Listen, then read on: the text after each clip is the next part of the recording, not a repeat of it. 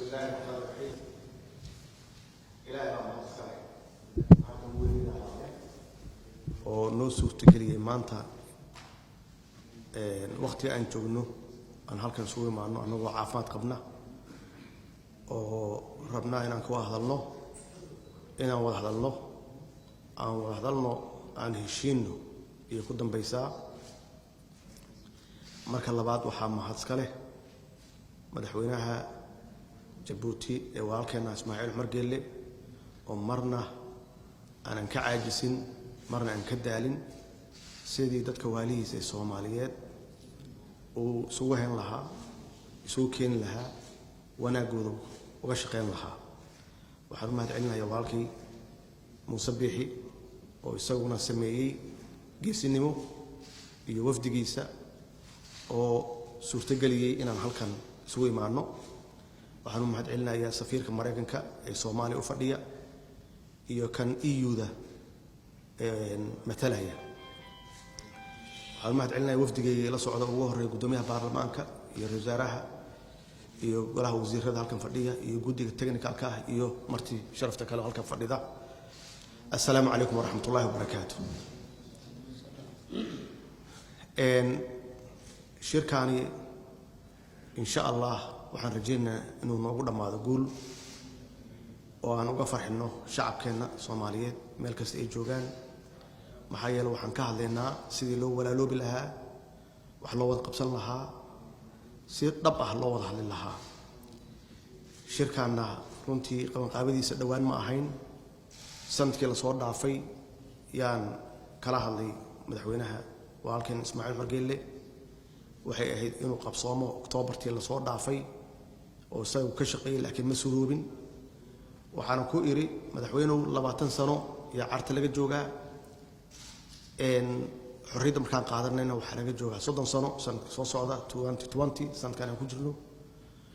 30 sano waa wada joognay dib iyo dheefba 30 sano waa burbursanayn oo adduunkan ugu liidanay meel xun yaa naalay caruurteena waxay ahayn caruurta ugu fursad xun ama ugu mustaqbalka xun caalamka adduunka wax walba oo bini aadam ku hormarana meesha ugu hooseysan yaan joognay hadday noqoto waxbarasho caafimaad horumar maalgashi wax kasta oo bini aadam ku hormari karo ummadda Soomaaliyeed annagoo ah ummad aad u caqli badan u xigmad badan u taariikh fiican wax walba wadaagna laakiin caalamku waxaan ka galnay wax walbaba meesha ugu hooseysa wax kale ma aha waa go'aanka madaxda ay qaadatay way oo taariikhda galaya hadda iyo mustaqbalkaba marka in si geesinimo leh loo wajaho xaqiiqda dhabta ah loo wada hadlo walaalkay Ismaaciil Cumar Geelle waa ka dhabeeyay inaan ka wada hadalno 30 sano soo socda xagee taginaa 30 sano waa wada joognay 30 sano waa kala maqreen kan soo socda caruurteena maxaan uga tagnaa dhaxal iyo mustaqbal weeye waxa guddigan loo sameeyay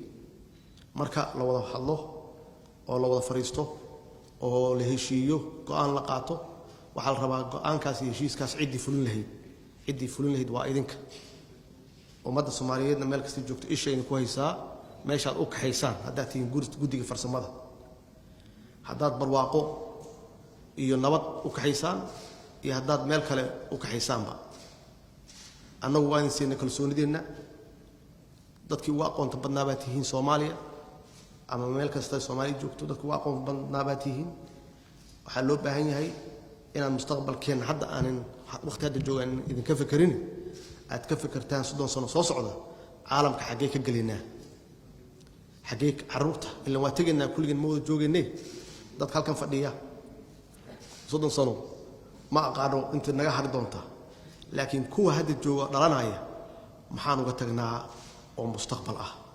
gacantiina ku jirtaa annaguna taageeradeena waa haysataan waxaan idin rajaynaynaa guul waxaan idin rajaynaynaa is-afgarad iyo oo waaltinimo ku dheehan insha Allah